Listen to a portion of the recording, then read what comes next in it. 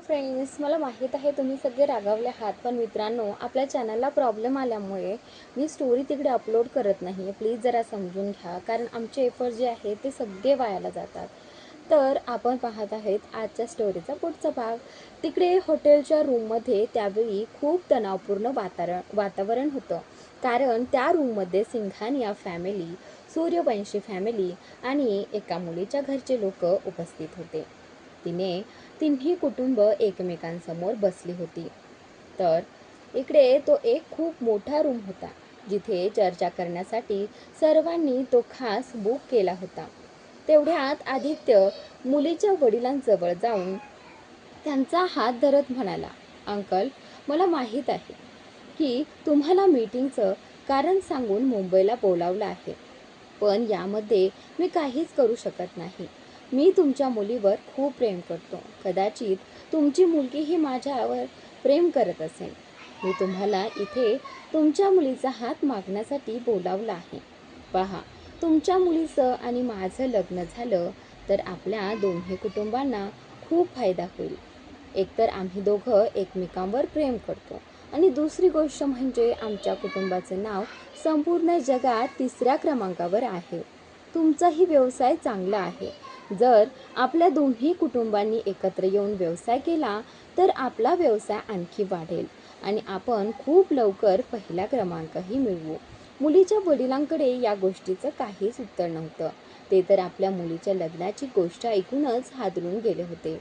त्यांना तिच्या लग्नाचा विषय काढायचाही नव्हता. तेवढ्यात सर्वजण बोलत असतानाच रूमचा दरवा उघडल्याचा आवाज आला आणि दारात उभी असलेली मुलगी मोठ्याने म्हणाली, पप्पा. तो आवाज ऐकताच सर्वांचं लक्ष दाराकडे गेलं. समोरचं दृश्य पाहून सर्वांचे डोळे विस्फारले गेले आणि तोंड उघडच राहिलं. मुलीचे वडील दारात उभ्या असलेल्या मुलीला पाहून आनंदी झाले. ते म्हणाले, तानिया बेटा, तू आलीस? होय, हे मुलीचे घरचे दुसरे कोणी नसून रावत फॅमिलीच होती. आदित्यला आणि इतर कुणालाही हे माहिती नव्हतं की देव आणि तानिया यांनी लग्न केलं होतं. ज्या दिवशी आदित्यने तानियाला या पार्टीमध्ये पाहिलं होतं आणि तिच्यासोबत जबरदस्ती करण्याचा प्रयत्न केला होता, तेव्हा देवने त्याची चांगलीच धुलाई केली होती. आदित्यने देवच्या डोळ्यांमध्ये तानियासाठी भावना स्पष्ट पाहिल्या होत्या, पण आता त्याला कोणत्याही परिस्थितीत तानियाला मिळवायचं होतं. त्यामुळे जेव्हा त्याने तानियाबद्दल माहिती काढली तेव्हाच त्याला कळलं की तानिया तिच्या कॉलेजसोबतच आर्यस कंपनीच्या सीईओची असिस्टंट देखील आहे आणि तिचं स्टेटस सिंगल दाखवलं जात होतं. याशिवाय पुढे जाऊन रावत फॅमिलीच्या संपूर्ण मालमत्तेची ती एकमेव वारसदार असणार होती. त्यामुळे त्याने तानियाला देवपासून दूर करण्याचा प्लॅन बनवला होता. मात्र त्याला याची अजिबात कल्पना नव्हती की तानिया आणि देव यांनी आधीच एकमेकांशी लग्न केलं होतं. तानियाने रूममध्ये इतके लोक पाहिले तेव्हा ती क्षणभर घाबरली. ती धावत आपल्या वडिलांजवळ गेली आणि विचारू लागली, पप्पा, काय झालं आहे? इथे इतके लोक का आहेत? तेव्हा सर्वांचं लक्ष तानियाकडे गेलं. ती सर्वांनाच खूप गोड वाटली, कारण तानिया खरोखरच खूपच सुंदर आणि निरागस होती. त्यावेळी तिने हिरव्या रंगाचा अनारकली सूट घातला होता. हंसराज सिंघानिया तिला पाहून खूप आनंदी झाले. तानियाचा चेहरा सुंदर होताच, पण तिच्या चेहऱ्यावरची निरागसता तिच्या सौंदर्यात आणखी भर घालत होती. हंसराजी मनात विचार करू लागले की जर त्यांचं नातं रावत फॅमिलीशी जुळलं तर ते त्यांच्या कुटुंबासाठी आणि व्यवसायासाठी खूप फायदेशीर ठरेल. मात्र पुढच्या काही क्षणात त्यांना आणखी एक मोठा धक्का बसणार आहे याची त्यांना अजिबात कल्पना नव्हती. तेवढ्यात सर्वांच्या कानावर एका व्यक्तीचा अत्यंत रुबाबदार आणि दमदार आवाज पडला. तो आवाज ऐकताच क्षणभर सर्वजण घाबरून गेले. तो आवाज दुसऱ्या कुणाचा नसून देवचा होता, जो काही क्षणांपूर्वीच फोनवर बोलण्यासाठी तो रूमच्या बाहेर उभा राहिला होता. त्याच्या फोनवर एक महत्त्वाचा कॉल आला होता. कोणत्याही परिस्थितीत तो कॉल कट करू शकत नव्हता, कारण तो कॉल त्याच्या माफिया जगताशी संबंधित कामाचा होता. फोनवरचे बोलणे संपवून जेव्हा तो पुन्हा रूममध्ये आला आणि आत इतके लोक पाहिले, तसेच त्याच्या डोळ्यांसमोर तान्याकडे रोखून पाहणारे सिंघानिया कुटुंब आणि सूर्यवंशी कुटुंब दिसले, तेव्हा त्याचे डोळे थंड झाले आणि तो पुढे चालत जात म्हणाला, इथे काय चाललंय? त्याचा आवाज सर्वांच्या कानावर पडताच सगळ्यांचे लक्ष त्याच्याकडे गेलं आणि त्याला पाहून सर्वच जण अवाक झाले, कारण त्यांच्या समोर तोच मुलगा उभा होता ज्याला त्यांनी अनेक वर्षांपूर्वी घरातून हाकलवून दिलं होतं. पण आता तो पूर्वीसारखा नव्हता. त्याच्या व्यक्तिमत्वात एक वेगळीच धोकादायक छटा होती. आदित्यने जेव्हा देवला तिथे पाहिलं, तेव्हा त्याच्या मुठी घट्ट आवळल्या गेल्या. मनातच तो म्हणाला, हा इथे काय करतोय? काहीही झालं तरी मी याला आणि तान्याला एक होऊ देणार नाही. तान्या फक्त आणि फक्त माझी आहे. दुसरीकडे देव आदित्यच्या प्रत्येक हालचालीकडे लक्ष ठेवून होता. मनोमन तो आदित्यवर हसत होता, पण त्याने ते आपल्या चेहऱ्यावर अजिबात दिसू दिले नाही. त्याच्या चेहऱ्यावर अजूनही तेच धोकादायक भाव होते. तो शांतपणे चालत तान्या आणि रावत कुटुंबाजवळ गेला. सूर्यवंशी आणि सिंघानिया कुटुंबाकडे त्याने पूर्ण दुर्लक्ष केलं. सर्वप्रथम त्याने तान्याच्या वडिलांच्या पाया पडून आशीर्वाद घेतला आणि नंतर तान्याची आई निमृतजी यांच्या पायांनाही स्पर्श केला. देव आणि तान्याला एकत्र पाहून दोघेही खूप आनंदी झाले. आज त्यांच्या मुलीच्या चेहऱ्यावर एक वेगळंच तेज दिसत होतं. त्यांना खात्री पटली होती की तान्याने देवला मनापासून स्वीकारलं आहे आणि ती त्याच्यासोबत आनंदी आहे. तेवढ्यात निमृतजींचा आवाज सर्वांच्या कानावर पडला. अहो जावई बापू, असे उभे का आहात? या आमच्या जवळ बसा, असं म्हणत त्यांनी तान्याचा हात धरला आणि तिला स्वतःच्या आणि तिच्या वडिलांच्या मध्ये बसवलं.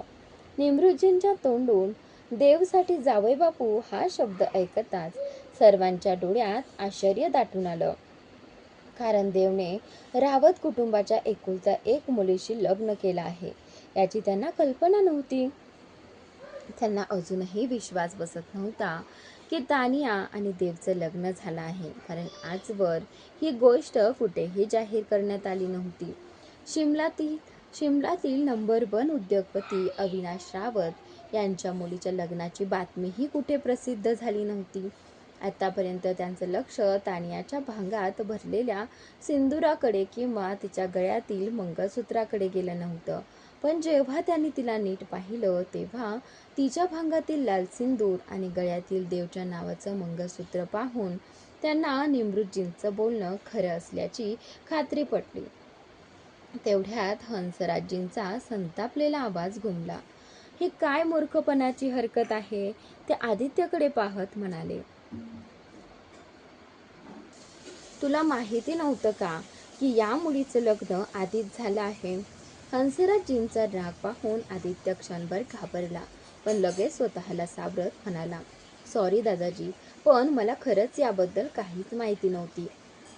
मला वाटलं होतं की ही मुलगी ही मला पसंत करते. मी ज्या मुलीला माझ्यासाठी निवडलं ती दुसऱ्याची पत्नी आहे हे मला मुळीच माहिती नव्हतं, कारण मी तिच्याबद्दल माहिती काढली होती तेव्हा तिचं स्टेटस सिंगल दाखवलं गेलं होतं.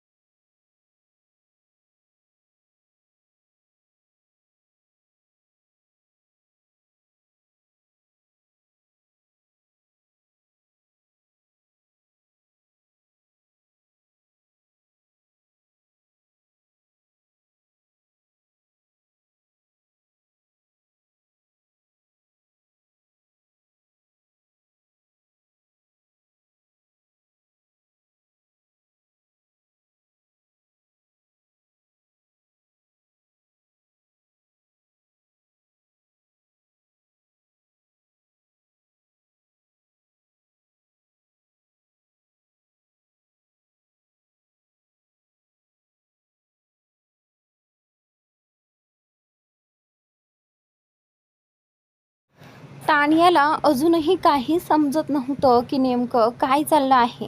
तिने देवकडे पाहिलं तर त्याने तिला हलकसं डोळे मिचकावून शांत राहण्याचा इशारा दिला. देव तिथे बसून हे सगळं पाहत होता, पण त्याला या गोष्टीचा काहीच फरक पडत नव्हता, कारण तो इथे फक्त अविनाशजींना भेटण्यासाठी आला होता. त्यांनीच त्याला काही महत्त्वाच्या कामासाठी बोलावलं होतं. त्याला कल्पनाही नव्हती की इथे आल्यावर त्याला सिंघानिया कुटुंबाचा सामना करावा लागेल.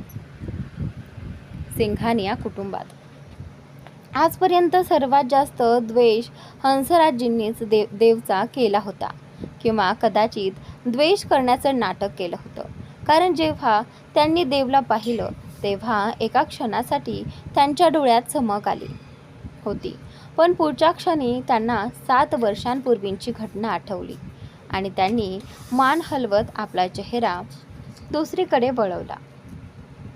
त्यांच्या मते देवमुळे 7 वर्षांपूर्वी त्यांच्या प्रतिष्ठेला धक्का बसला होता आणि त्या चुकीसाठी ते त्याला कधीही माफ करणार नव्हते. तेवढ्यात अरुणचा आवाज सर्वांच्या कानावर पडला. तो देवकडे पाहत म्हणाला, देव बेटा, कसा आहेस तू? तुला सुखरूप पाहून खूप बरं वाटतंय. इतकी वर्ष कुठे होतास? अरुणचं बोलणं ऐकून देव उपहासाने हसला आणि म्हणाला, मी तुम्हाला ओळखतो का? देवचं उत्तर ऐकताच सर्वजण त्याच्याकडे पाहू लागले. त्यांच्या चेहऱ्यावर आश्चर्य स्पष्ट दिसत होतं. ज्यांच्याशी त्याचं इतकं जुनं नातं होतं त्या सिंघानिया आणि सूर्यवंशी कुटुंबाला तो ओळखण्यास नकार देईल यावर त्यांचा विश्वासच बसत नव्हता. हंसराज सिंघानियांनी हे ऐकताच त्यांचा संताप आणखी वाढला. अचानक तिथे कोणाच्या रडण्याचा आवाज आला. ती दुसरी कोणी नसून देवची आई सोनाली सिंघानिया होती आणि तिनेही देवला पाहिलं आणि त्याचं बोलणं ऐकलं. तशी तिच्या डोळ्यातून अश्रू वाहू लागले. देवची ही इच्छा होती की ती सर्वांसमोर आईजवळ जाऊन तिला मिठी मारावी आणि तिचं सांत्वन करावं, पण तो तसं करू शकत नव्हता, कारण त्यानंतर त्याच्या आईशी कसं वागलं जाईल याची त्याला खात्री नव्हती.